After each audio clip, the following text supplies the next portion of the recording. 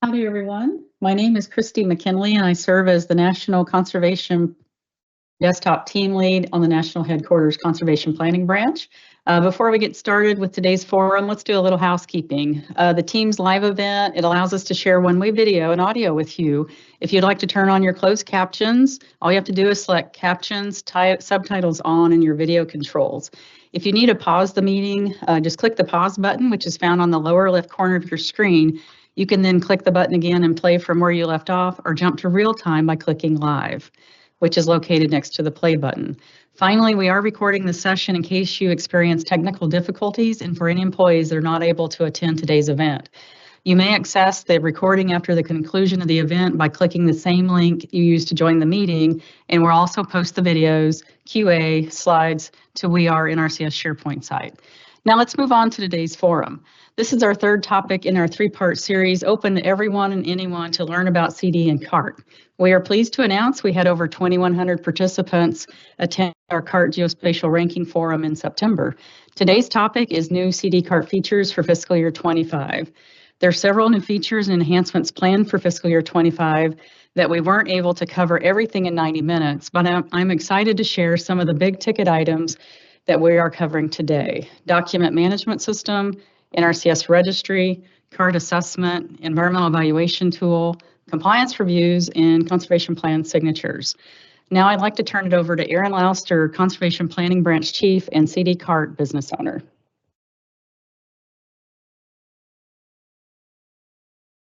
All right, well, thank you, Christy. And looking forward to talking today about what's coming next for CD and CART. But first, I just want you all to know that we really appreciate the effort you do. NRCS has had its ups and downs with every tool, like everyone else in the world, over the last couple of years. But your dedication to always finding a way to make it happen is so important to us, and we're so privileged to be here to support you. So we know we sometimes let you down with the different tools, but we always appreciate your efforts and understand that almost all of my staff have been where you are at one point in time or not. So we really are trying our best to make sure that you've got the best tools that you can have. So with that, talk a little bit about what we're talking about today, which is the MEDIS train. So on the conservation development tools, we have different trains, and we'll talk about what those are. But ours is basically the conservation planning and compliance train. So that when we talk about CD, we talk about CART, those pieces, they all go together. But we have other parts of CD, which are the financial parts. So that's on a different train. And so we're just going to be focused today on conservation planning and that conservation compliance. So you can see the mission there. Basically, our job is to try to bring modern technology and science solutions to you. And how can we make you able to then bring those to our customers out there? With that, next slide. We know that your field experience varies. Part of that is the software, which is what we're working on. A big part of that is also our hardware. And I know a lot of you are aware that we're updating those lines in each of your offices right now. That's done out of the FPAC and actually even above that to CEC level as we have shared service centers. So we know that that hardware can affect whether or not you can download what you need to do in a timely fashion. Staffing is also something that is really important. We know if you're doing 2 or 3 plans a year, you have less problems than somebody that has to do 30 or 40 plans a year. So we want to make sure that we've got the right mix of staffing and the tools to support you when you need it. Policy-wise, it's something that's always important.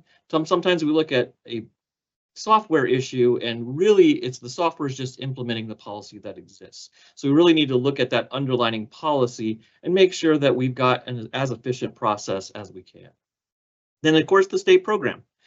Some of you have a really efficient, well-running state program and ranking, very concise ranking questions, and some of you have some opportunities for improvement out there. So that certainly can affect not only your own experience working through the processes that we think about ranking and selection, but also that affects some of the download speeds, how many layers we're hitting, those types of things.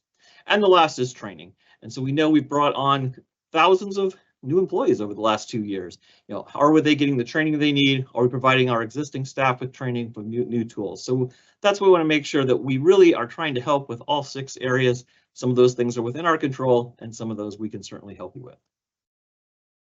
So IT development, just to give you a little background of how the agency goes, and we are mandated to do an incremental development approach. So what that means is we're going to do, just like your iPhone, it's going to update every month with whatever that new software is. We don't no longer in that situation where we're going to give these requirements to a company and 3 years later they give us a big product. So yeah, that piece of the pie is how we're moving forward with. We also follow a philosophy called fail fast. And I know sometimes we fail.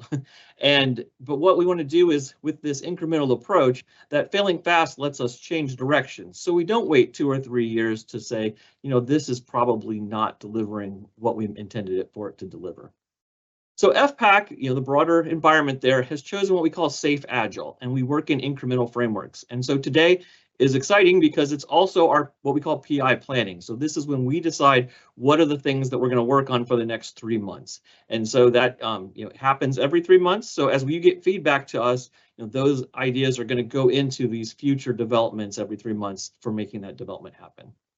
There's less focus on individual applications. So the agency manages over 100 applications right now. We're trying to pull those together, making a more concise and interrelated set for you in the future. NRCS does develop on multiple languages. Folks have asked me about what sites we do. We have Pega, .NET, all of these other computer languages. I used to program in college in Fortran. They don't seem to want me anymore. But we do have a lot of languages out there, and some of our older tools are written in what you would call archaic or dead languages. So that's part of the process too, is updating those to more modern languages out there. For future development, we definitely are moving to the cloud space. I know a lot of you are aware, we have problems with a server in Kansas City or elsewhere, and that can take down half the country. We're really moving to this cloud-based system so that we can ramp up those speeds so that when you log on in the middle of the day, not everyone is hitting that same server. So that's something we're in process right now, and it's taking some time for us to migrate all these old languages and these older software to that. But that is where we're all heading for the future. The last thing, is something that you may not think about when we develop new software, but we have to think about a lot. One is security. We obviously are billions of dollars in our agency, so we have to make sure that that's secure, but we also have a lot of protected information for our clients. So obviously security is hugely important to us right now. The other part is 508 compliance. And a lot of people ask, why do we don't grab things off the shelf or do pieces like that? And part of it is we have a mandate to make sure that not only our customers, but all of our employees have the same opportunities with our 508 compliance. And so we take that responsibility very seriously and want to make sure that we're providing a software that meets everyone's needs. So talking more about those trains, I mentioned we are the MEDIS train, and that's the conservation planning train. And you can see that normally has parts of CD, CART, and what we CP DES, which is some of our backgrounds. Within the money train, guess what they deal with? Mostly money. So they're dealing with our financial systems, all of our payment systems, contracting pieces out there. Prometheus is what we'd say is the S&T train. Mostly that's working on tools that help you implement practices on the ground. And then Odin is really kind of some of that underpinning for all of what we do in conservation. We look at the soils and that resource-based data that goes into a lot of what we do. And then the last train, and Monica's going to talk to us in a little bit about something on this train, is a lot of the support pieces that all of these other trains use. So we think about our Z-rolls, we think about the document management system, which Monica's going to talk about, and we think about signatures and other things like that. So they really support all of us. And you can see there's a little box there for farmers.gov. That's a cross-agency effort, but has its own train, and we all work with to try to build those systems out as well. So what I'm going to move on to now, though, is some of the new stuff that we got, why you logged on today, because you didn't really log on to hear me talk about how we got here. And that's some of the exciting stuff. So AI, everyone, I get pinged almost daily with hey, why aren't we using AI for this stuff? And the important thing for you all to know is we're on the cusp of doing that. So we have a number of projects going on right now that are looking to use AI. Part of that is AI assisted training. So we recently got approval to implement this new, what they call Knowledge Buddy. And we'll talk more about that, but we're looking at how we can leverage AI to help you with your training, to gather information quickly, or what do I need to implement this practice, those types of pieces. So some basic AI stuff, but exciting for us to get into. We also look at AI document management systems. Can they read documents that we submit to them and know what they are, where to put them, so you don't have to go through that process? We've looked at an AI digitizer, and we've actually done a proof of concept for this where we've shown that we can have an AI look at all of our conservation databases that look at practice shapes. And we know we have the best data in the world on how you implement a conservation practice. So the AI can make a guess at where you would put that on a field. Now we know that you'll want to refine that, but at least we can take out 60% of the work effort for you digitizing that practice to begin with, and then you would just have to move it to exactly the dimensions that you want to have on the site. The other part is assisted remote sensing. And so this is sometimes uses AI, sometimes not. But how can we answer data sets for you that you're asked? So we know a CART asks a number of assessment questions. Can we know the answers to that already? We already do a couple of those using soils information, but can we know with digital photographs and interpretations of those, can we answer what crop is on the field, what practices are already on that field, that type of information. So we have a pilot project this year going on, so a couple of states are going to participate in that to assess whether that remote sensing data is what we want to do, how we migrate that over to make it most efficient, and make sure that you still have the final say on what goes into that conservation plan. And then the last piece is process mining and rapid deployment. We know it takes us a while to roll out new features, and we can use AI to help make those things faster. So what's the timeline on that? As I mentioned, we have the piloting for the remote sensing going to start here in the next couple of months. We look towards a approval for us to implement AI within the system. We have to change the base software, of course, and make sure the security's right. But we're on target to do that probably March or April. So if we can stick with that, then we can start implementing these other AI tools on top of that in the production environment. So looking forward into the new fiscal year would be a time when we can start implementing AI pieces as they start working themselves into the process. So exciting stuff there. I know a lot of you have played around with it, maybe gotten ChatGPT at home, but great opportunities for us as we move forward into this area. Also security risk though, so we always take those very seriously, and we'll be working towards that. So the last piece I want to talk about is really this feedback, that incremental development. The reason for incremental development is we need feedback. Is this tool working for you? Is this piece of software the right way? What could we tweak to make it work better? The more detail in your feedback that you can give us, the better off we'll be. So just generally, you don't like this thing, that's not very useful feedback for us. I don't like when it does this, and you show us a screenshot of when that happened, or a piece like that, or you could organize it this way and it might work better. That's really helpful feedback, and we'll integrate that back into the system. There's a lot of different ways that you can give us feedback. And we have the feedback teams. We have our SharePoint site, which will take feedback. We have resource development teams that will get feedback. We do a number of things here, the Employee Innovation Portal. We're also actually using the tool itself, and we're going to implement here over the next couple of months feedback pieces in the tool where you can tell us about pieces of the workflow that you just completed and give us feedback directly on that. So lots of opportunities there. It is vitally important to us. As I mentioned, every 3 months we go through and update what we're going to develop next. So your feedback heavily influences what we're going to work on. So with that, we're going to turn over to some of what your feedback has helped with. And I believe Monica is going to talk to us a little bit about some of the responses to feedback we got with DMS.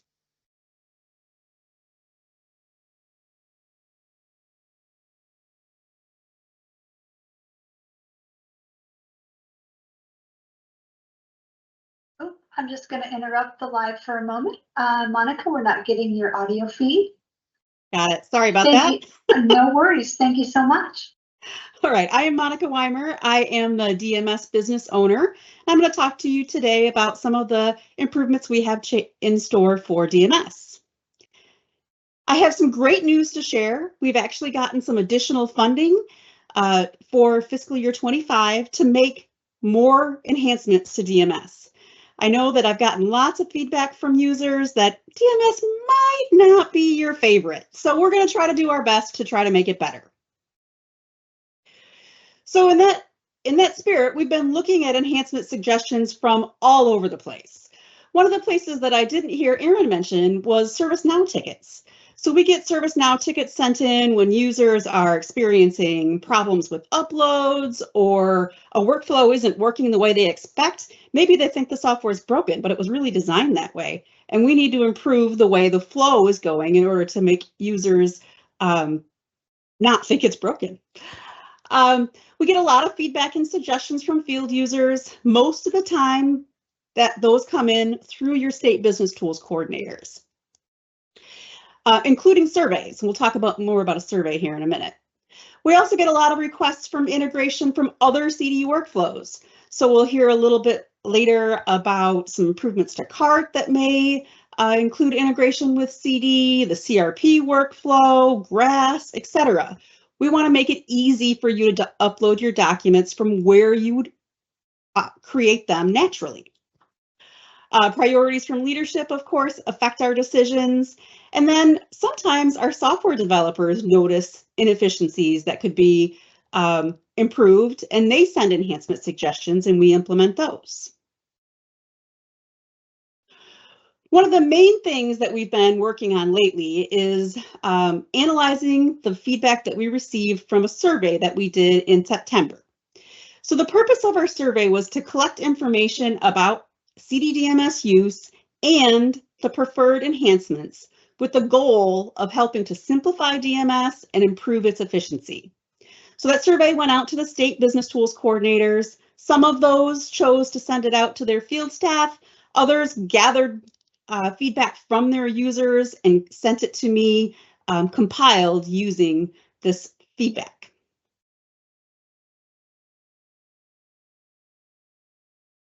So one of the questions on the survey was, what was the hardest thing about using CDDMS?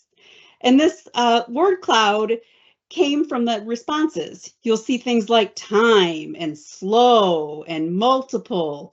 It became really clear that the hardest thing about using CDDMS is really performance-related issues, including error messages, uploaded documents that are not appearing in the user interface, needing to upload documents multiple times, and slow loading of our screens.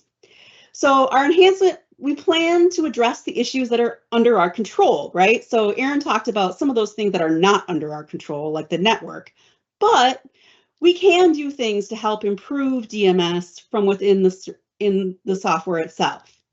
We can rewrite our services and our queries to the database to be more efficient. We can redesign the database completely to try to improve the effectiveness of our storage and retrieval.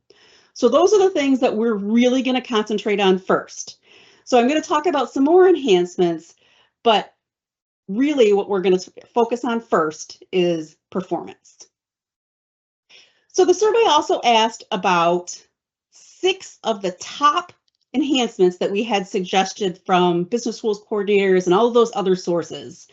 And we asked, please rate these in order of which ones are the most important to you. And 3 of the potential enhancements related to viewing really rose to the top. People want to be able to see all the documents associated to what they're looking at. So if you're looking at an agreement, you want to be able to see all of the documents that are linked to the agreement items, the clients, the schedule that's used for that agreement. So we're going to try to see if we can address that. We want to be able to view documents without having to open a case file. So that's similar to what the old FMI DMS did. You want to go back to some of that functionality. We'll see if we can accommodate that.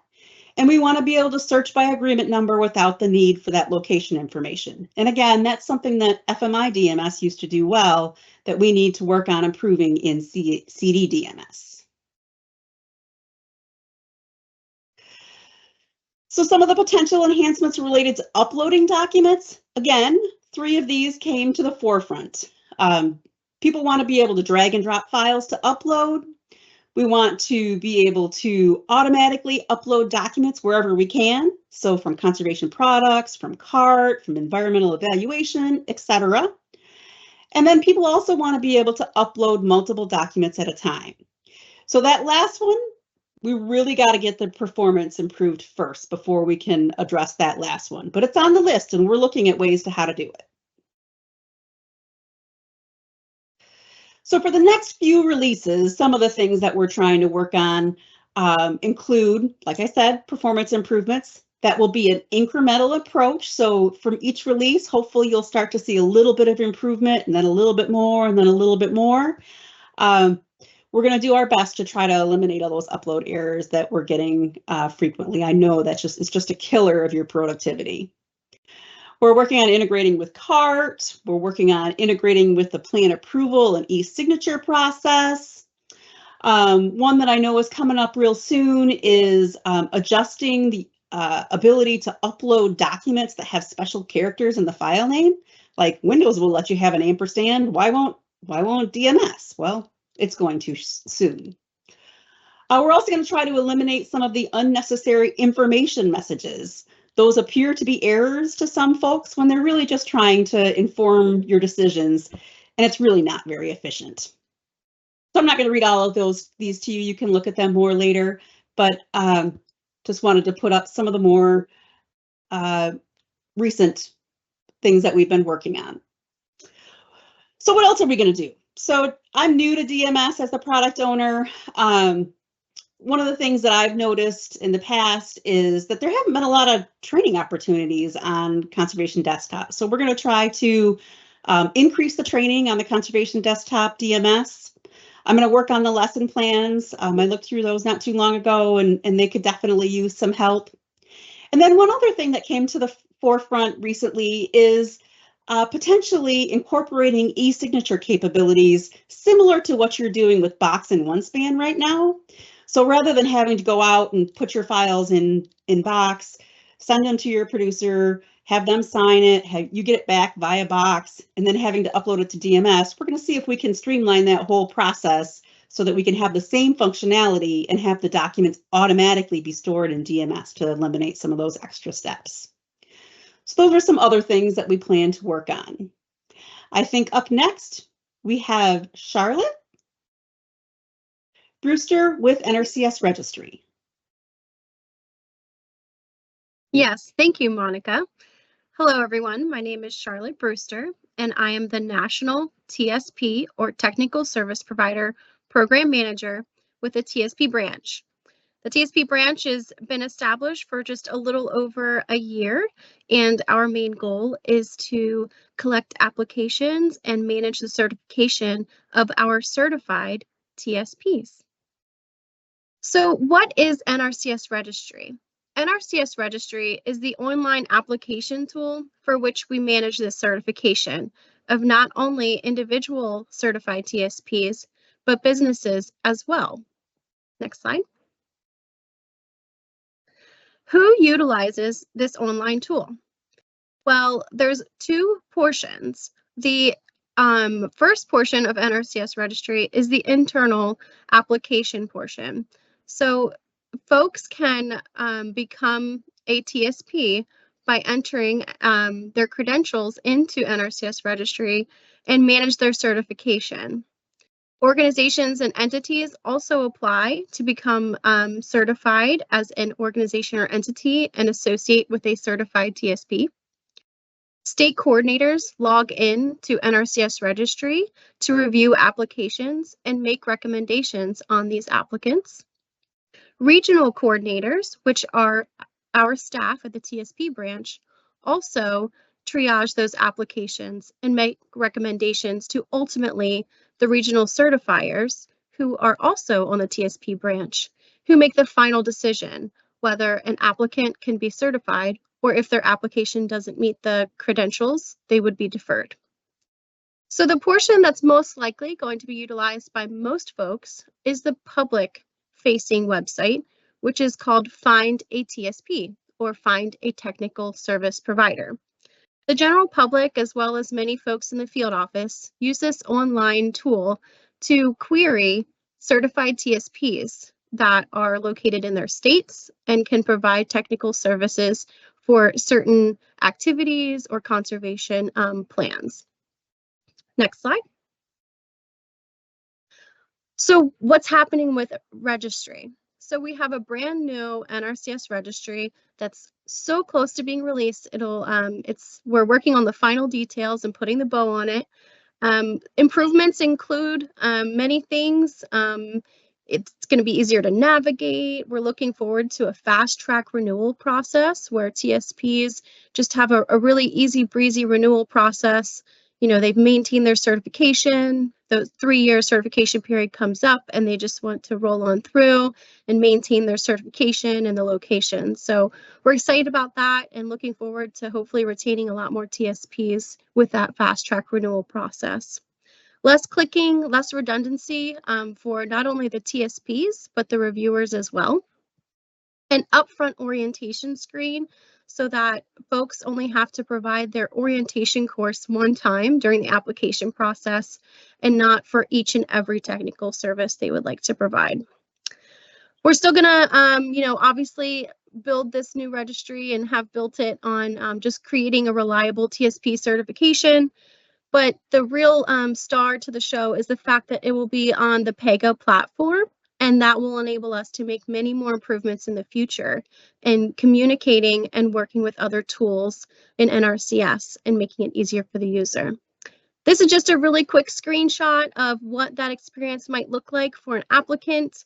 It's going to be an easy process where they log in, provide their contact information, their orientation one time, click the locations that they want to provide the services in, pick their technical services, and choose their pathway for certification, provide those documents, and then sign and submit their agreement. So looking forward to this nice, clean, sleek way to submit applications and process those. Next slide.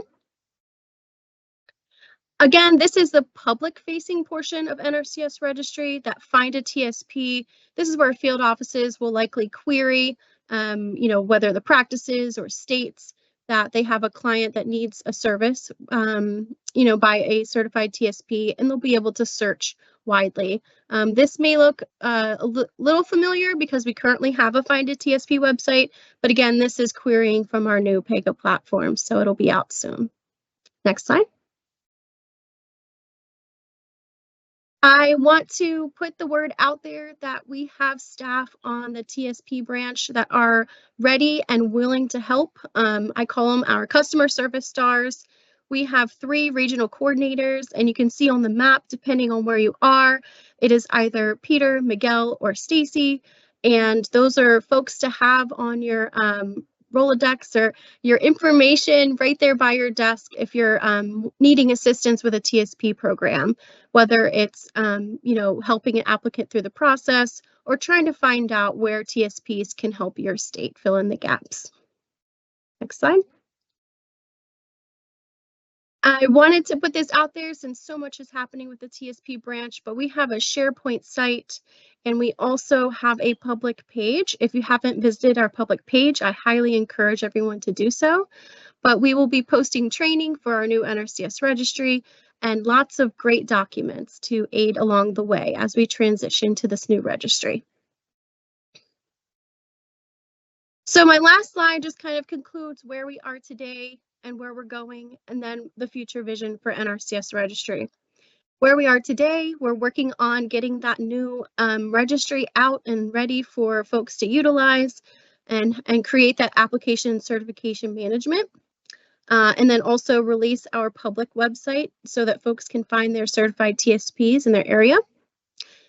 Things that we're looking towards next are trying to figure out the completed work documents. We want to make sure that when TSPs complete the work, that we can make it as streamlined as possible and remove any excess work on the field offices so that we can expedite payment processing and get more conservation on the ground. We are working on some MOUs with a third-party certifier and are looking forward to identifying third-party certified TSPs on our NRCS public list. So looking forward to that. That's up next. And looking a little bit further down the road, some integration with other platforms like Conservation Desktop in the management of conservation planner certification using NRCS registry as a home to also manage that conservation planner certification across the country. So thank you very much. This concludes my presentation. And next up, we'll turn it to Jared for his presentation on card assessment. Thank you. Okay, very good, Charlotte. Thank you so much. Good to see all that work surrounding NRCS registry and being right there on the doorstep for use as you put that bow on it, as you said. So, hello, everyone. My name is Jared Kneisel. I'm the National Planning Data Steward on the Conservation Planning Branch staff. And here today, I'm going to provide a preview of some new and developing capabilities for CART assessment, some of which are going to be enhancements that we're hoping to roll out within this fiscal year, and others that are part of a kind of a longer term vision. So now I don't know all the details or timelines at this point in time. We're right now, as Aaron mentioned, in a set of meetings where we're outlining, the parts of any of what you're about to see, whether that can be accomplished in the next 2 or 3 months or later on for release. So with that caveat out of the way, I'll dive in and address a few of these to highlight. So assessment templates. Templates, it's part of a larger idea where we would like to provide a way forward to enable CART users to quickly and accurately and consistently, complete an assessment in CART. Leverage templates to do that even faster. I think this is going to start out with the population of packages of resource concerns to be added into assessment, and I'll talk more about those type of examples. But let's start by kind of building off of that existing CSP easy button, or whatever you want to call that's been around for the last couple of years. That was our initial use case there, and that button was provided to save the repetitive steps that the CART users just had to go through when you select and assign many resource concern components across many land uses. And not only was that setup step pretty tedious to go through, it also opened up the door for human error to sneak in. Or it's just kind of a natural thing when you're clicking that on so many different fields, especially those larger assessments there. It's just kind of a natural risk there. So that was kind of the genesis behind that CSP easy button. I think it was a welcomed first step, but we know that we want to extend that capability to also include opportunities now for states to do your own customization as well. And so that's what we're pursuing next. And I think what we're aiming to set up and enable here is our first next step, if you will, is going to be to enable states to submit what their state-specific list of CSP priority resource concerns are and applicable resource concerns, and then serve that up to the CART user so that they can use that state-specific list in the assessment they're working in. And again, we're working through the details and the timelines exactly on how that's going to play out in our IT planning meetings that we're in right now. So I can't share all the details necessarily about when to expect it, but our hope is that this is going to be available in time that many of the CSP general related assessments would benefit from this.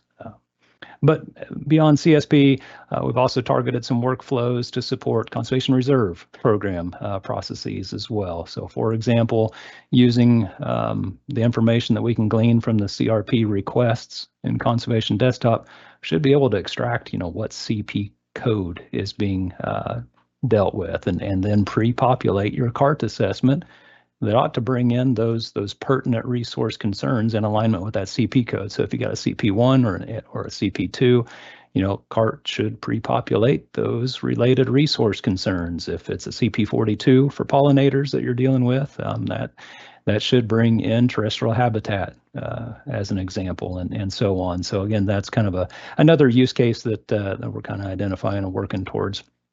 Again, the idea there would be hopefully provide some efficiency and some savings there for the CART users. Also increase consistency as well, and making sure that we're evaluating what needs to be as well. And we might be able to tie in some light logic along with that. But then as we progress along and we realize whether these things are providing the value that we think and we hope they're going to, and provide that savings, then we can look to really extend the thoughts of templates overall to allow even more customization, where that's the state level. What are your state resource priorities wherever you're at, or aligning with your local work groups and what they say are important to work on. So things like that is what we hope to support. So next slide, please, Jennifer. All right. But going back to what we're working on, as I mentioned, with our next first step, we'd like to start with the states to at least get your all's list of priority resource concern categories, and then use that information to automate this CSP report that you get from CART. It's another area where it's been recognized. There's a tediousness and repetitiveness with going in and manually editing this report for each and every individual CSP application. Again, let alone opportunities can sneak in where we have human error. And then there's the subsequent need for oversight and review just to check for your accuracy. Well, let's try to get that automated then. And so that's what we're hoping to do, is to get that work prioritized and accomplished at least in time where hopefully CSP generals this year could use the autofill and auto tabulate and auto complete, knock out those items there, as opposed to having the CART user have to do that manually. So we're excited to look to provide that particular feature hopefully here soon. Next slide, please. Okay, shifting gears a bit here to talk about another kind of large idea where we're looking to enhance our NRCS business tools. And we'll just call that data import as an umbrella term. But the idea is that we're going to provide some controlled avenues for our business tools like CART to see and consume data coming from other sources. That can really enable some of our conservation partners who don't have direct access to CART themselves to still be able to share their observations with us, and for those observations to then appear in the pertinent CART assessment that you're working on. Presented as, here's some external data, and then that planner that's using CART can either decide to accept and bring that information into that assessment or not, if it wasn't applicable for that particular assessment. So that's kind of one of the ideas. Once authorities and roles and jurisdictions are all accounted for, which all of that is quite significant, this could really open up the ability for external users, such as what Charlotte spoke about just earlier, TSPs, qualified individuals, third parties, our own partners, conservation district staff, other partners, and maybe even the clients themselves. They could eventually have the ability to directly submit information right into our business tools like CART. But as part of this framework, it would also eventually lead to those with current CART access to also submit information, maybe using a mobile platform, which I'm sure will really excite many here on this meeting. And I'll go ahead and temper that enthusiasm immediately here with the statement that we're still a ways off in order to get there. But again, data import as an umbrella term and an idea, that's one of the things that it's hoping to eventually accomplish. It's already we've been able to clear a couple of significant hurdles. Aaron again spoke about the concerns and consideration we need to give to security there. So we had to figure out a security piece, and we do have a way forward now with CART, starting again with a little bit of capability that we're going to expand on here. So hopefully that leads to mobile and other exciting capabilities in the future. So that's a lot of future talk, and there is development yet to go, but we do have a little bit of capability right now to bring in observed and planned practices from a very limited number of partners working on a pilot project with us. So that's a starting point. And then dovetail into another pretty significant CART feature enhancement we're looking to develop. Again, Aaron mentioned about remote sensing, and it kind of goes right in line with this data import idea. So another pilot project that's just getting off the ground is looking to leverage remotely sensed observations and feed that into assessment, pre-populate what's appropriate and pertinent, and then really look to extend that and in a way that's going to maximize efficiency for the user. Those capabilities, like I said, they're just beginning to be tested out, and I think we're focusing mainly on cropland here to begin with.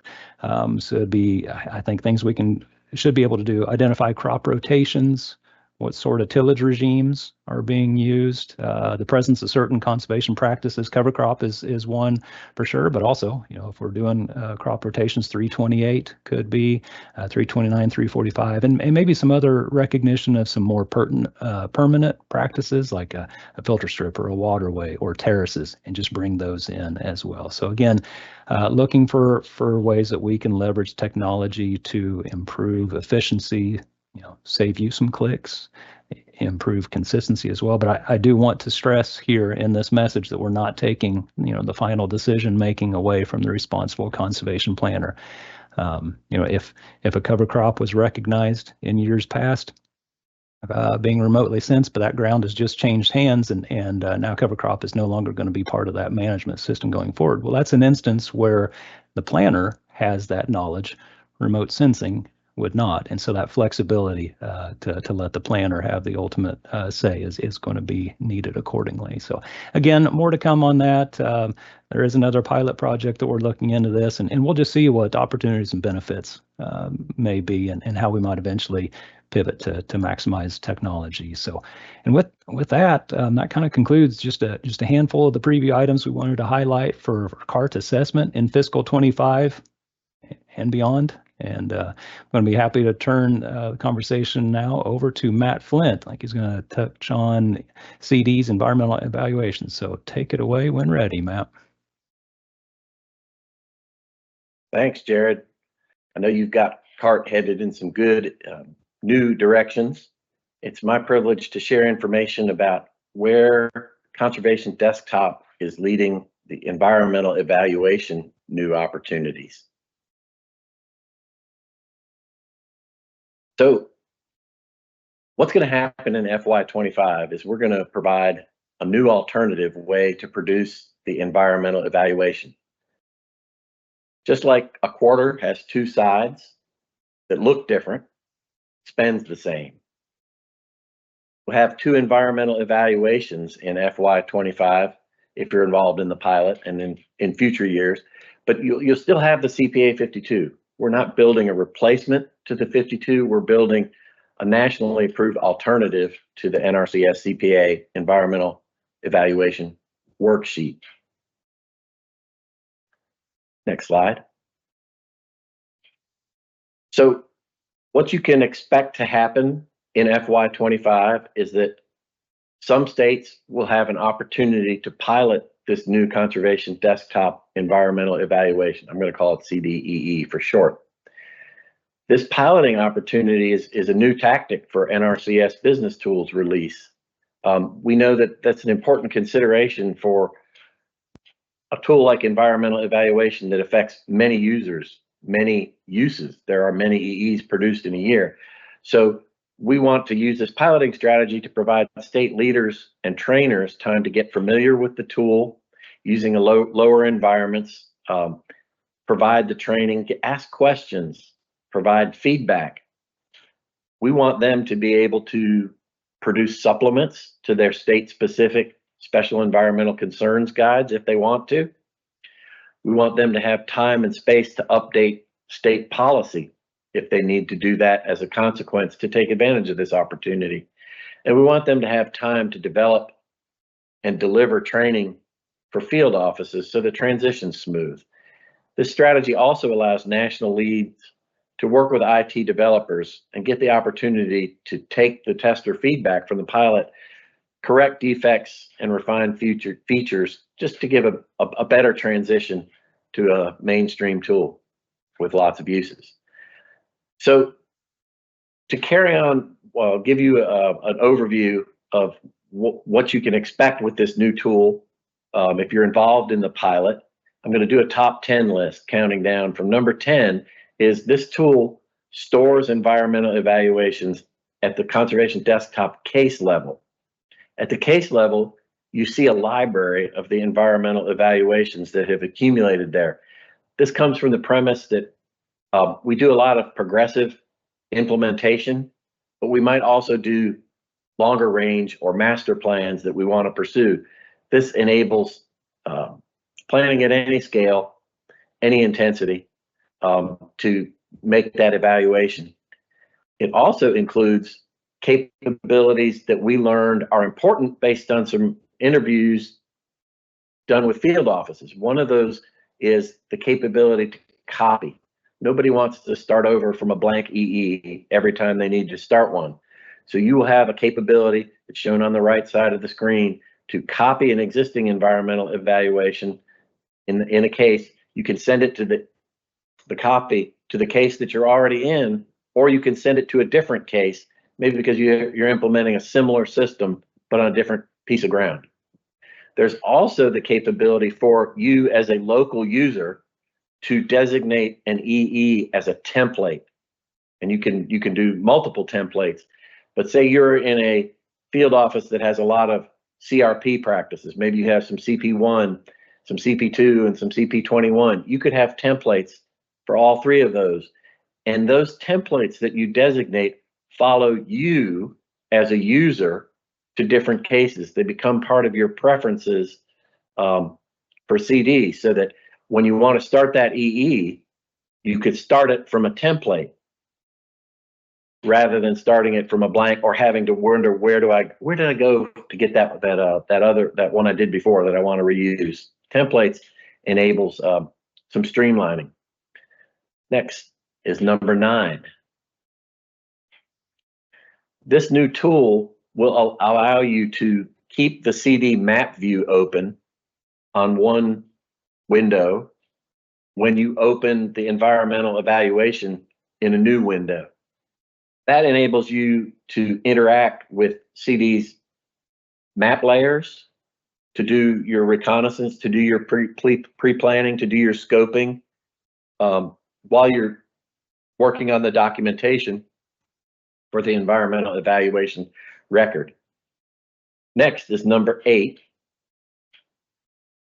There are improvements to the resource concerns analysis. If you've used the CPA 52 worksheet that has the macros that enables the copy and paste of the CART resource concerns, you'll appreciate that this tool doesn't require a copy and paste. There's fewer clicks and there's less typing of things twice.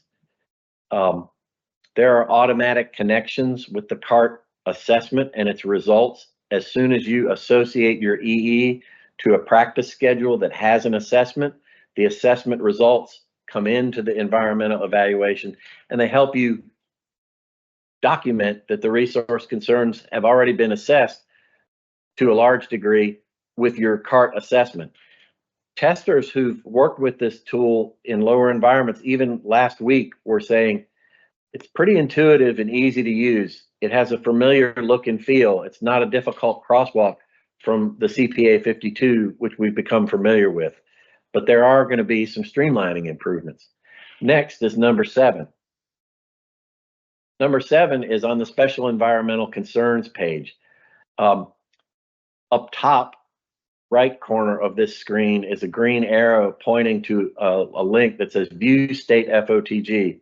If you click that link, it will open your state's Field Office Technical Guide Section 2 in a new window. Use it if you need it. That's where references on endangered species list, historic and cultural resources and historic properties list, other special environmental concern information is supposed to be in Field Office Technical Guide Section 2. There is on the left side near the top a green arrow pointing to the left at the words that say Clean Air Act. What that symbolizes or calls out is a toggle switch that allows you, if you're an experienced user and you know in your work unit that you don't have Clean Air Act compliance concerns, you can flip that toggle like a light switch to turn it off, and with one click it will enter a remark that that SEC is not applicable for your EE and that no action and planned action, there's no need for input. You can still enter rationale for why you reached that conclusion. It's like, it's not present in my area, no non-attainment areas, for example, but it's streamlining. There is also the capability indicated by the long diagonal green arrow to open a guide. And if you open the guide, you'll get a list of instructions and questions that are appropriate for reaching the correct conclusion about the effects of the actions of on the special environmental concern. And as you put remarks into the guide boxes, those same remarks go onto the SEC page. So there's no duplication of effort there. We go on next to number 6. This is a twofer. We'll call it 6A and 6B. 6A is there's e-signatures. You don't have to print it out, put a wet signature on it, or make a PDF and put an e-signature on it. Right there in CDEE, based on your logged in user profile, you'll type in your position title, whatever your state instructs you to use, and then click a sign button, and it puts your name and the day's date. Very fast. I look forward to the future, thinking about things that Charlotte spoke about as being able to have NRCS registry technology supplying your credentials, your titles, certified planner, responsible federal official here in our signing capability for EE, but we can't do that until registry reaches that level in the future. Another thing that was 6B is there's validation warnings that have been added. There's also alerts. The warnings are red and they're going to prevent you from signing prematurely, and there's yellow that are alerts to caution you about an error or an omission. These are designed to help support quality and help you avoid getting dinged on a quality assurance review. Nobody likes that. This is it's the 52 is a complex process. It's easy to miss things. You will not see all of these reminders displayed. In my graphic, I'm showing all the warnings and alerts that exist on one screen. Once you get the hang of this, you're not going to see many of these. Okay, let's move to number 5. There are status indicators for your EE, and this was just completed about 2 weeks ago, and I think it's great. The upper picture shows the library of EEs at the case level, and there in the center, inside a red frame box with some light yellow shading, is a list of 4 EEs, and they have statuses that range from set for RFO, attention needed, to in progress or archive. Those statuses are set by the software. You don't have to set the status except archive. Archive is a manual decision, pardon me, that you can set on maybe an older EE that you don't want to use or modify anymore. You want to be able to sort this column and filter this column to put the archived ones at the bottom. You just want them out of your view. We don't delete them because they're important records, but we can archive them. So that's another status that's there. You also see the status indicated once you open an EE in the lower picture in the upper right corner. I know it's too small to read, but the status in progress is shown in a red box, and that status follows you throughout the EE, and you'll see it change as the software detects your progress. Pretty clever invention by our IT developers. Let's move on to number 4. Number 4 is the capability to evaluate a fourth alternative. Your baseline or the minimum requirement for planning in an EE is to evaluate the benchmark or existing condition against doing nothing, the no action, and the planned action. Sometimes you're going to have a planning situation where there is another alternative that might have greater environmental benefit or avoid regulatory entanglement that you want to evaluate to either document for the record or share those evaluations with your customer to help them make an informed decision. We're going to have this capability to if you click a button to add the fourth alternative, it's going to compress the 3 and make space for a fourth. So let's move on to number 3. Number 3 is you can, from the EE tool, you can make a PDF export of the environmental evaluation. It automatically gets the date of the day you exported it, and it gets sequentially numbered pages. So it's easy to follow. If you're going to have a print copy to maybe share with Farm Service Agency for a CRP application, or you're doing a quality assurance review, it's going to be easy to identify what this EE is for. You can include with this all the if you put any inputs into the guide to answer the questions, that can be part of the export. Anything that you enter on the screens can be part of the export, as well as get attached files. You can attach files to your EE and have them be part of the export as well, like cultural resource reviews, permit letters, whatever you might want to include as documentation for the file. Coming down to the last ones, number 2, please, is this capability to attach files to the EE and upload them to DMS without leaving the EE. So they've developed a special modal or a little window that allows you to put documents into your EE and then using the DMS technology to upload each one.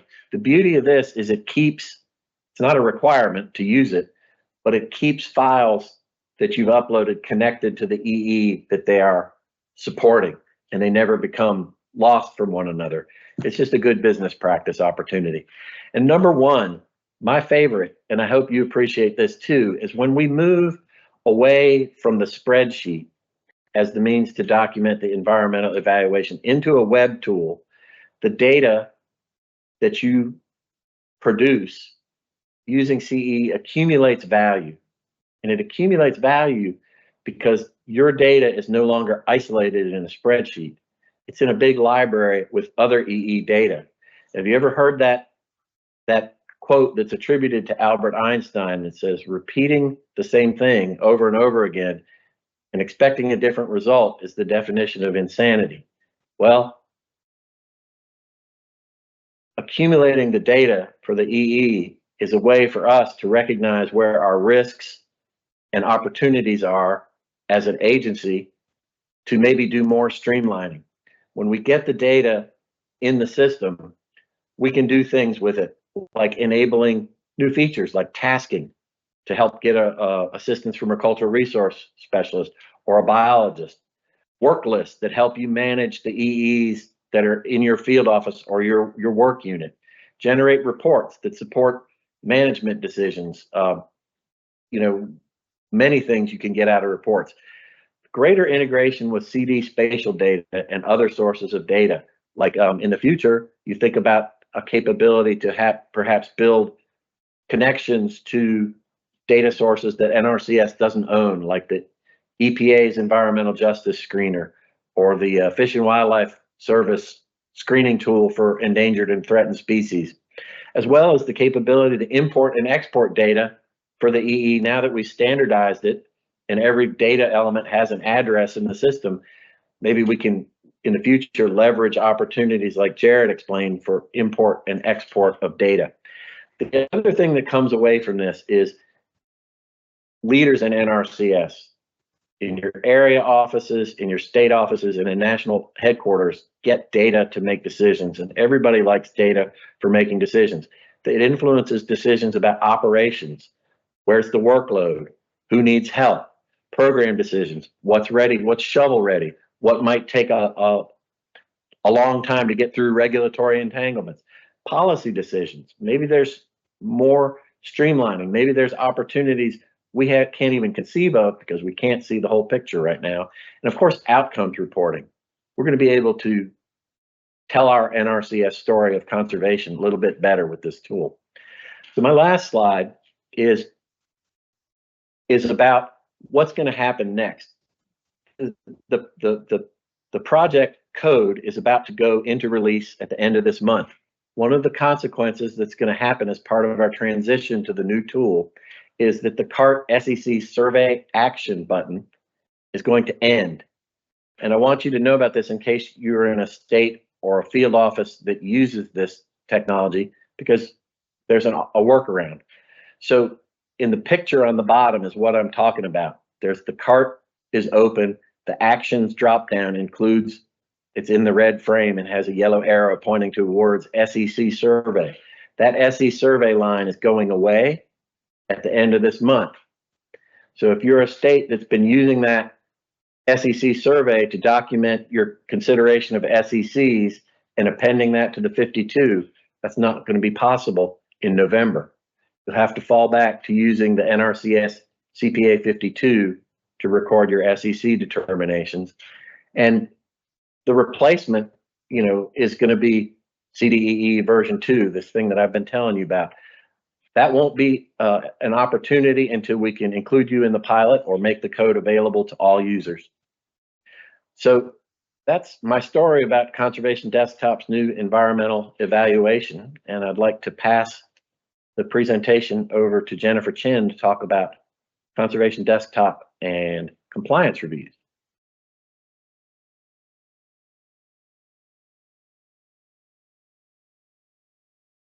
Appreciate that, Matt. It's so exciting to hear this good stuff coming with CDEE. So in the spirit of continuing the vein of talking about things that are coming up in fiscal year 25, I'm going to go ahead and talk compliance reviews.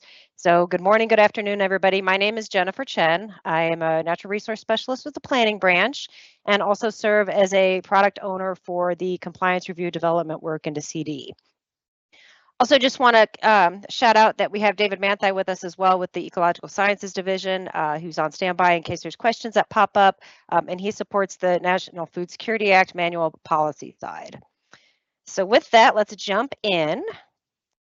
So what do we mean when we talk about compliance reviews? So we're really looking at compliance reviews in this context as kind of an umbrella term to reference work triggers that are typically initiated by internal workflows or requirements that we have within the agency. So the goal is to be able to build in a number of our workflows within CD so that reviews can be conducted in a more consistent way with a more consistent workflow that's more familiar to the user. Our prototype, or our guinea pig, was the or is the Food Security Act compliance reviews. So again, just keep that in mind as I speak through my few slides here, that we've got this larger effort for aligning reviews within Conservation Desktop. First up is our guinea pig with Food Security Act. So why did we decide to use this one first? Well, fact of the matter is that the system that we currently use to manage Food Security Act reviews is an outdated legacy style system. So for those of you who have been around a while like myself, you're familiar with this interface, this legacy system, and we used to do a lot of stuff in there. We used to do progress reporting and things like that. Well, a lot of those other workflows have already shifted over into Conservation Desktop. However, the Food Security Act is a little bit of a last bastion here of work that's within this legacy system. So it was identified to transition this over from this legacy system into an interface that works within Conservation Desktop. So when is this happening? Well, our target is to be able to deliver that MVP, or that minimum viable product, around the beginning of the calendar year 2025. So if you're familiar with working on Food Security Act compliance reviews, you know that the window of time to work on those runs on a calendar year, which is different than a lot of other workflows. But really, we're shooting to have that minimum viable product, which is the minimum we need to get the work done, it integrated into Conservation Desktop around the beginning of the calendar year. So just showing you the target here, we're going to target a software release as part of our regular cadence of release work, and we're looking at that what's called the parsnip release, but will be slated to be released at the end of January. And again, the idea here is that we get this out, we allow you to play around with it, get familiar with what it looks like in the training site, and again, get that comfort level with the system and the new workflow. And then, as been stated with other efforts here, also be able to provide feedback, right? So as you jump in, we want to hear what you like, what you don't like, what could be improved, et cetera, so that we can, as Aaron mentioned, fail fast and circle back real quick to try to incorporate some of that feedback from you. So that's the target we're looking for, is right around the beginning of the calendar year for this. So again, I mentioned the MVP and that it's a minimum viable product. So I say that for a couple reasons. One, to kind of outline what's coming with the MVP, but also just to reiterate that we do want to see more development in time after we get past this initial push of getting that minimum product out. So again, the initial ask for the MVP was to replace that legacy system, that current system we're using. And so with the MVP, we'll be able to do some of those core functions within the current system, creating and replacing and editing compliance reviews, finding them in the system, being able to actually answer the questions, or what we term here as being able to save and submit the survey. I'll talk a little bit more about that here in a minute. Being able to export data to be able to look at it in bulk. And then also align with some of the Food Security Act manual updates. So just a point on that, there had been some updates made to the manual itself last year. And knowing that we were going to be transitioning to this new system, we didn't make any changes in the legacy system, but want to incorporate and reflect those manual updates within the new interface that we roll out here in 2025. All right, so I mentioned surveys and wanted to kind of point out what that looks like a little bit here. So let's take a quick look at what I mean when I talk about a review versus a survey. So the review, and this is just a couple screen captures of what the development work is within CD, but the review is really that kind of that top line item that really indicates, hey, you've got something to answer, you've got something to work on when it comes to Food Security Act work. So if you're familiar with the current system, you've got a line record and you've got a tracked hyperlink in the tool. This is basically serving that same purpose, where you're going to open up or hit the actions icon and open up a review to be able to answer the questions. And those questions display themselves in the context of a survey. So the main portion of my slide here is dedicated to that survey itself. And essentially that's just the questions and the answers that you'll populate into the system for each review. All right, just a little bit more about MVP here, and as kind of a shout out to Matt as well, and some of the functionality and benefits he pointed to with the environmental eval. Again, lots of benefits coming with integrating these workflows into Conservation Desktop. One that you'll see with the MVP is that as you click on a review and you open up a survey, that survey is going to open up in a new window that sits on top of the main CD screen. So again, if you needed to, you could use that main CD screen to navigate to the tracked and find that on the map interface itself. Interact with data layers if you need to pull up additional information. So again, this is just one example of how bringing this over into the Conservation Desktop system can really help integrate the tools and data and functionality that we already realize. All right.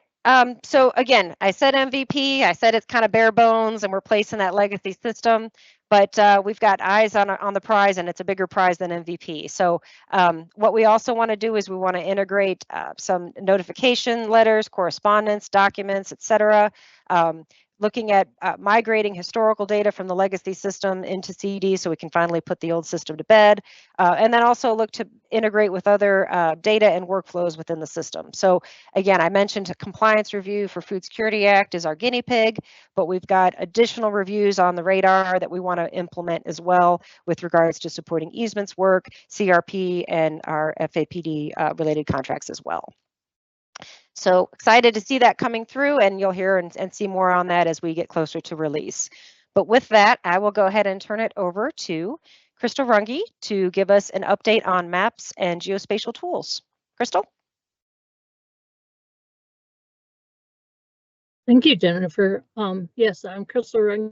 I'm the product owner with on the Conservation Planning branch, and I'm gonna give you pointers on a couple of the new things that are in the works right now. So go ahead. So today we're gonna give you a couple overviews of two of the things. These are both in implementation, as Aaron alluded to earlier. We are actually in a planning increment right now and planning to this week. So, and these are all on the agenda of being planned through this week. So the first one is I'm going to talk about is the user map templates to export data to ARC Pro, and then turning off map displays as the default for opening Conservation Desktop. So first off is the map templates for ArcGIS Pro. The purpose was the capabilities that is provides the user a little bit more flexibility for symbology and formatting options for their final PDF. We knew there was a problem with some of the PDFs and people trying to edit them. So we were trying to come up with a solution to that. And one of them is to be able to provide upload map templates, style files, layer files into the package. And this would be done by the user that has the configuration data config permissions role. Users will also be able to export the practice schedule geospatial data and the selected map templates and style layer into the package. I'll go into this a little bit in the next slides, but some of the, as you can see, there's 6 different parts to this, and so we're looking at refining. We're working on the first 2, trying to get those out first, and then we'll come back with the other enhancements later. So go ahead.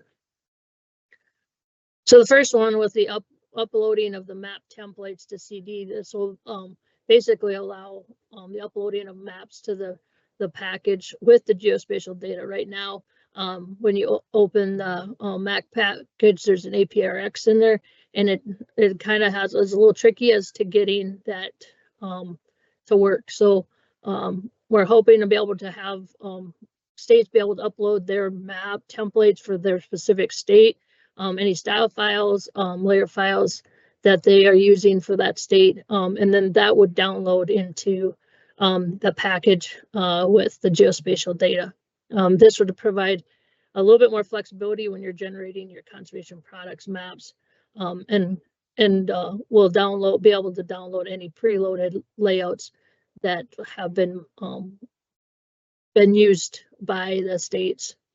And then we also wanted to make sure that the states that had styles and layer files created would be a part of that package. If there is nothing, no styles, layers, or packet templates available, the national template will still be in there and be able to download with that. So go ahead, next slide there, Jen. The second part of it was the exporting the practice scheduled geospatial data in a file format that was supported by ArcPro. This too would be a packaged file. As of right now, you have to go on every practice, whether it be practice lines, points, or polygon, and just be able to export individually. This would give us the ability to export out the practice schedule information, and then select the state template and the style files from a list of available files if your state has added that to. And you can also do so if it's just only your practice schedule geodatabase. This would be happening before the conservation products. So you would, as a functionality that will be outside of the conservation products. So you would not be going into the conservation products to get that information. So next slide. So the other feature that we are having is the turning off of the map display as a default for opening your conservation desktop. And the map service automatically turns on when you come into the CD, and the user's landing page, if it's not set to map in the user's preference, the map will still turn on in the background. And this causes network slowness. So we're trying to reduce that and have the application run faster. So we're going to try to have the map display is not turn on until the user has a tool that opens it. Whether that be a case file is open in the table of contents, the AGL wetland request, or a client open in the table of contents. The landing page will be set by the user in their preferences, and the map is not going to be an option to be able to set in the landing page. Go ahead, next slide. The problems we saw with this was that it made CD was loading an Esri map section as when the users logged in, and it was causing a large load to the back end resources. So we're trying to avoid that and make it an initial map display isn't very useful if you're not using a case or a schedule like Aaron alluded to earlier in his presentation. And so this our solution to the problem is to identify a new default page in CD, and then be able to remove the option of the landing page of the map as a landing page out of your user's preferences. So that was quick through some of the options that we have are working through and stuff. And like I said, this is unlike the other presentations. This is very initial stages. We're just trying to get this all wrapped up and implemented this week and start having the contractors work on that. So with that, I'm going to turn it over to Christy.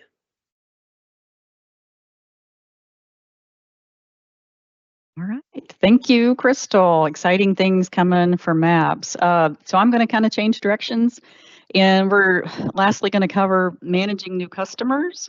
I'm going to cover some CRP planning updates as well as electronic signatures. And just as kind of a looking back to last fiscal year, in fiscal year 24, the agency began tracking new customers, and we reported over 18,000 new customers were assisted last fiscal year by NRCS and our partners. In fiscal year 25, we've made updates to make that tracking new customers easier with the next CD cart release. And if you want to go to the next slide, Jennifer, I'll show you one of the first things, and we're actually testing this now to go out at the end of October.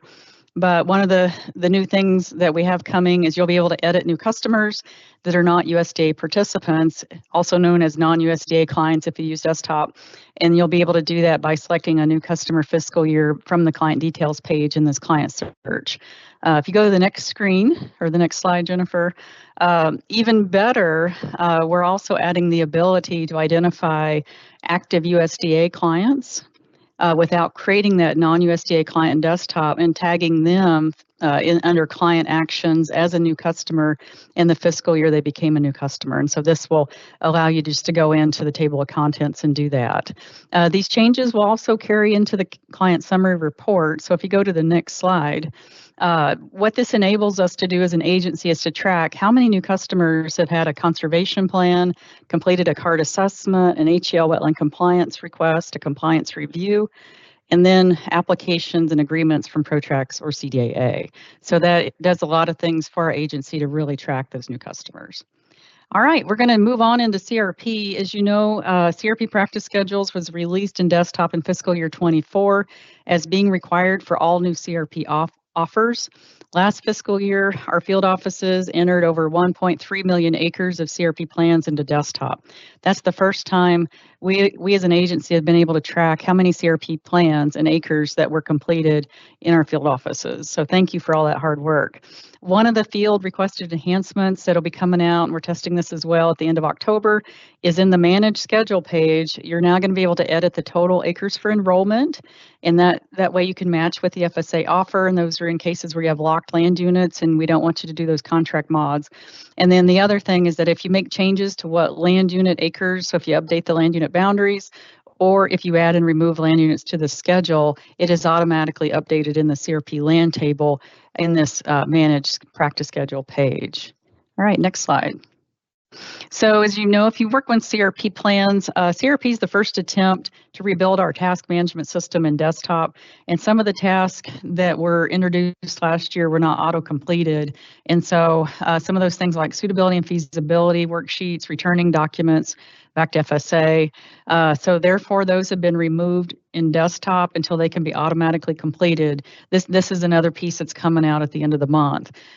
So that way, basically what we're doing is CRP tasking is being minimized, just what we can automate to the fullest extent possible by removing tasks that should make it easier to complete the CRP plans in fiscal year 25.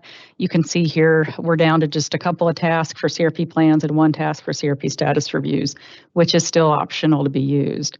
All right, next slide. Now I'm going to move into electronic signatures. So phase 1 of electronic signatures is right now only available for CRP plans. And for this phase, what we're basically doing is we're having a drop-down pick list in the practice schedule approval page that allows a certified planner or a planner to select their signature. That electronic signature is automatically added to the conservation plan and saved to DMS. All right, so that was turned on actually last week, so that's actually there right now. All right, let's go to the next slide. So in phase 2, this is where we're moving to electronically signing a conservation plan, and this would be for any conservation plan based upon your planner certification levels from the certified planner database. So what does that mean? That means that we're going to need to migrate the certified planner database to NRCS registry, which is what Charlotte talked about a little bit ago with where we're managing TSPs. We're also going to be managing our certified planner levels. And so in fiscal year 25, this will be the year we'll need to prepare to migrate all those certified planners into our NRCS registry. Once we have that done, then we'll be able to implement electronically signing all plans in desktop beginning in fiscal year 26 is kind of our target. This also helps us automate some of those things that Monica talked about to be able to automate all electronic technical signatures, and email documents directly to a customer to sign on their phone. They can download the final documents, and then all that information is saved back to DMS. All right, that's all I had to share on that. It looks like we do have time for questions, and so we'll just go ahead and jump right into that. And so first question I have is for Aaron. And so this question, Aaron, is for you, and this comes from a civil engineer, and so he's looking for a slightly different set of data than what conservationists or folks that are managing contracts need, and he hasn't seen this data in any reports. He'd like to be able to build his own queries, or be able to feature or run a SQL query or something to pull data out of the database. And so he's asking, is there any capability coming for that? Yeah, and this is one of those I mentioned working on multiple trains. So on the Odin train, which for those that may be aware, I'm acting SSRA as Associate Deputy right now. So Odin is the SSRA train, and one of the things they're building is what we call conservation geo. And what that is a way for us to put all of our conservation information that's in IMPAD and other sources together in a relationship way that actually will make it easy to query. And so we just rolled out the first reports out of Conservation Geo this last release. We're going to be releasing more pieces of that. It will have links into CART, so NCD, so that you can go to those queries. But our goal with that, and why I bring this up, is that we don't want you to query the production database. Some of you who have been around a while may remember if you went into Protract years ago and ran a national query, you could not only kill your own computer, but you could actually slow down the entire nation. So what we don't want to do is have that happen. And so what we're building is this other database that will then take our data, mart it for you, so that those queries can be fast and efficient, but that you can also develop your own queries out of and get that information out. So the answer is yes, it's coming. We want to do it in a safe way that doesn't slow down the entire nation, but that is certainly our intent. All right, thank you, Aaron. And the next question is also for you. Who actually implements the system changes for the upcoming releases? Great question. So we mentioned those trains, but what I didn't tell you is behind each of those trains are teams of contracted software developers. So so you don't have to worry about me using my Fortran skills to somehow deploy these out to folks. We actually have trained professionals that we hire to do that. It is managed, the actual release is managed by FPAC. So the information SD, I don't know what the S stands for. Anyways, the information folks over in FPAC are the folks that actually control the release. So we have a release team of, again, trained IT professionals that do make the actual releases into the system as it gets deployed. But all of what we've been talking about is backed up by a couple hundred software developers that we contract with to help us make changes across all of those trains. All right, thank you. Okay, just double check in, make sure we got our cameras on. Matt, this one's for you, so you'll need to pop your camera on if you're able to. So the next question, Matt, is, are you able to tell us which states have been approved to pilot CDEE this year? Yeah. Yes, there aren't any yet. We haven't really made a list or formulated the details of the opportunity, but I would hope that we can offer it for all states. The best suggestion I heard with regard to that was from Texas. They said, we'd like to be a participant in the pilot, but we'd like to limit our piloting to like 3 work units. And I think that would have a lot of appeal for other states. So you're not trying to train all users in a state. So stand by for more information about how we can offer the pilot opportunity. All right, thank you. And Matt, this is another one, and I know we've got Eric on too, so we may be a joint question. Have you considered integrating the environmental evaluation components into the CD CART inventory so they're naturally considered as just part of the planning process? For example, including the presence of SECs along with other inventory questions such as water bodies, and then integrate short and long-term effects into the plan practice tab or a subsequent tab as a separate button. This could be optional, as maybe how detailed assessments was added as a state option. So, so anyway, I'll just stop there. I love the question and the vision that's expressed within there. We have spoken about that. Eric and I have talked about that, and Jared and probably some others have talked about that. I love how the questioner said we could make it optional, and I think that's such an attractive possibility. I would love to get there. It's the organic transition or transformation growth of these business tools to become more integrated. With the CDEE tool version 2, we had to stand it up first and establish the national structure with state customization first. But I think that question is right on point for where we need to look to for some of the next future opportunities, greater integration. All right, thank you, Matt. This one's for David. So if you want to come on camera, David. This one is a clarification on HEL compliance. Does this mean the Farm Service Agency compliance database is going to be retired and the list of random compliance tracks will be populated in desktop in the future? Yes.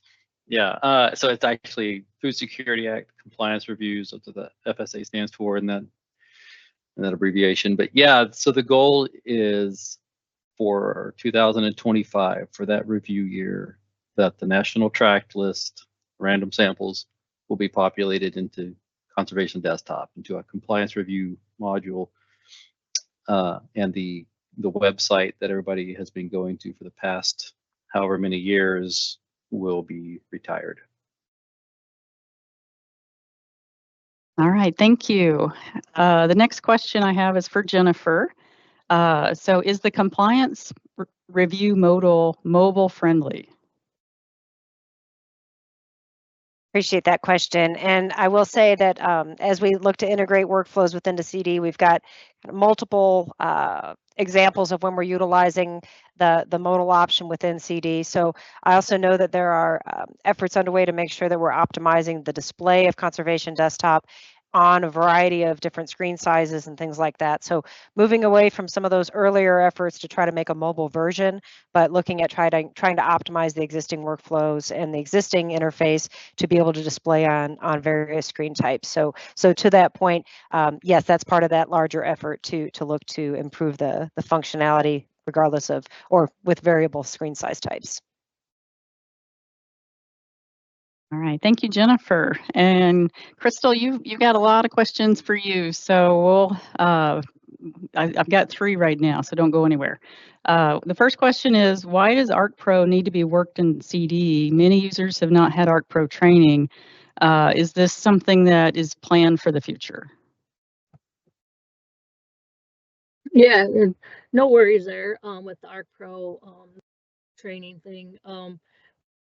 CD actually does have it under conservation products right now, the option to download to ArcPro. So it's already there. We're just building on the functionality that is there and enhancing that, and then allowing for an option before the conservation product, so you don't have to go through that step. But the user doesn't have to use those options. Like I said, it's just going to be another additional for any of the people out there that would like to use that. All right, thank you. The next question is, when you say export the practice schedule geospatial data in a file format supported by ArcPro, do you mean that we can get the data in a feature class format instead of a shapefile? Yes, good question. I should have elaborated on that. Anything coming out of CD is a geodatabase, so a feature and not a shapefile format. So you'd be getting a geodatabase. So if you're looking for a shapefile, you'd have to do that actually in ArcPro. And so that would be what would be coming out of CD. All right, thank you. Thank you so much. I think we're just about out of time here. So I just want to say thank you to everybody who spoke today. It was a very good session. We had a lot of speakers sharing a lot of information. After we're done, I will be sending out a feedback form, so you'll have an opportunity to fill out a survey, give us your feedback. We are taking ideas, like Erin mentioned, we're taking suggestions from lots of different places, and this is one of those. So please feel free to give us those suggestions in that survey. And with that, this is our last session planned for calendar year 2024. We are expecting to bring some of these back in 2025, but just want to say thank you for participating, and that's all we have for today. Thank you very much. Bye, everybody.